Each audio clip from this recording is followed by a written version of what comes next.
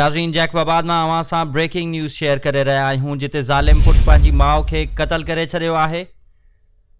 अवां खे ॿुधाईंदा हलूं त जैकबाबाद जे सिविल लाइन थाणे जी हद जाफराबाद पाड़े में पुट पारां मुबैना तौरु गोली हणी माउ खे क़त्ल कयो वियो आहे।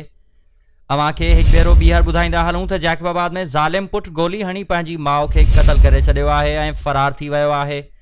ॿुधाए पियो वञे त जवाबदार रियाज़ अहमद मरेटो पंहिंजी 42 वरनि जी माउ आबदा परवीन खे क़त्ल करे छॾियो ऐं भॼी वियो। होॾां पाड़े में अहिड़ा चौबोल आहिनि त पुट माउ खे कारे इल्ज़ाम हेठि क़त्ल कयो आहे ऐं हिकु ॼणो ज़ख़्मी बि आहे।